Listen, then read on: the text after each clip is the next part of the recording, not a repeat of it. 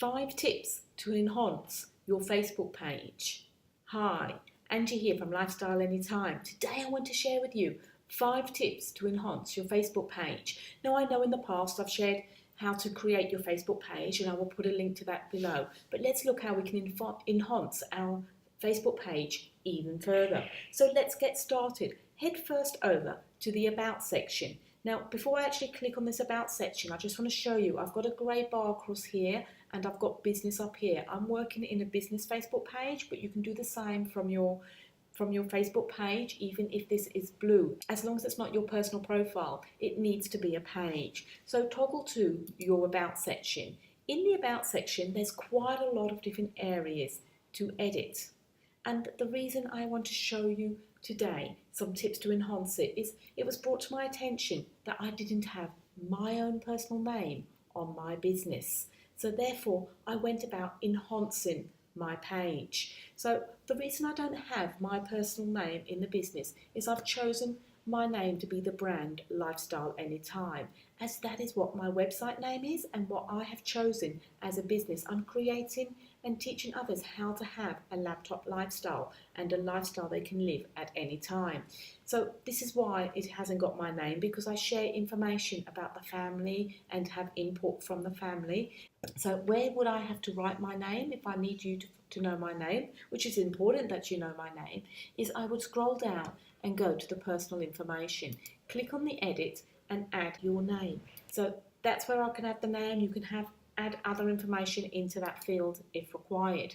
Another tip that I'd like to show you is we did discuss about adding things in your bio or your about here. This is normally like a mission statement or your core values. It's restricted how many characters that you can use in this particular summary. It's very brief. So just keep it brief, keep it your main mission or your main core value.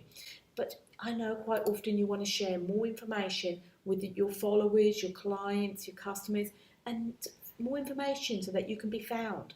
So go up to your story section, and where it says story, click on, I'm going to click here, see more, so you can see the length that I've actually put in here first. But if you go to edit page info, that's where you would edit your story by going into description and writing. This is almost unlimited.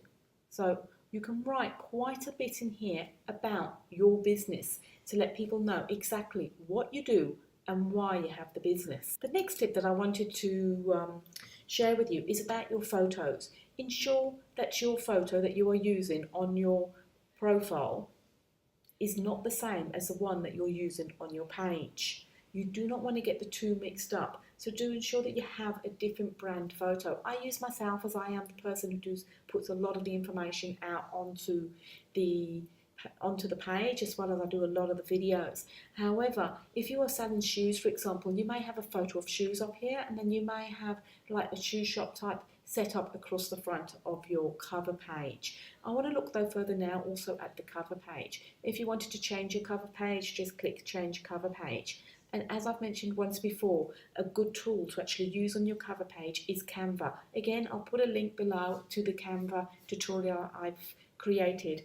As when creating the cover pages in Canva, it's all set out with you with the right size for the pixels. The pixels for the cover page need to be 851 by 315.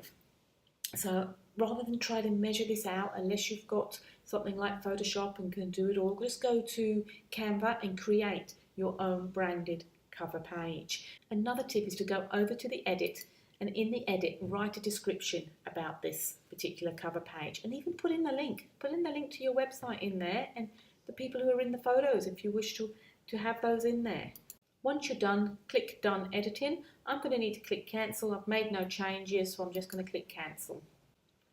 So what have we looked at so far? We've looked at where to add your name should you have a brand on your page and you need to add a name to your photo. That again was down here with personal information.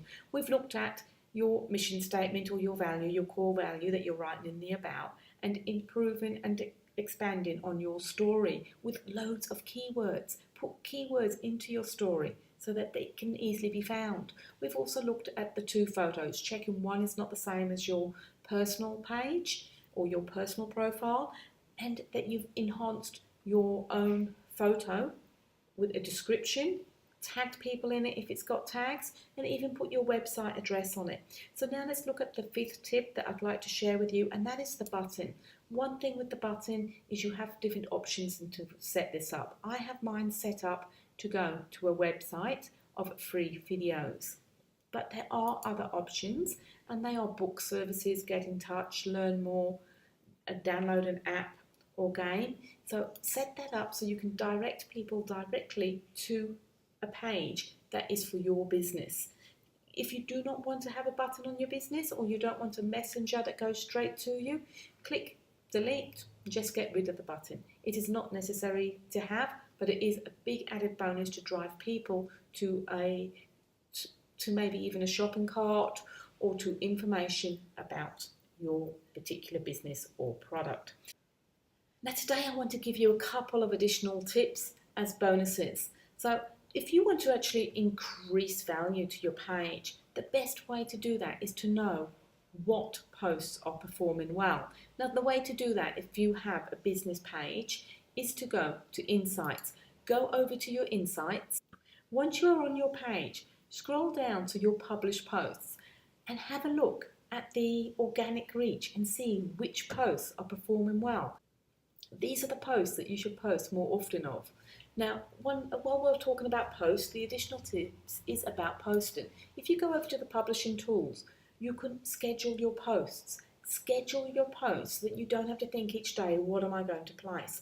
I like to come live to my page at least once a day, but I also like to schedule posts. If we were to go over to the schedule posts, you'll see I have a few scheduled posts waiting to go out.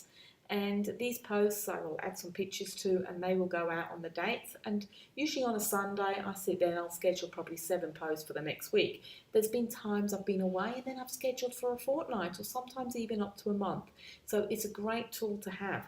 Again, from this particular publishing tools, you can also see your published posts and see which ones are performing well. So you've got 2 options as to see which posts are performing well in the published post or under the Insights. The reason I would often say go over to the Insights is you do get a lot more information in the Insights on other insights that may be of interest to you, or will definitely be interest of to you if you are watching the analytics of your page. Have a great day everyone, and I'll be back with some more tips and tricks soon.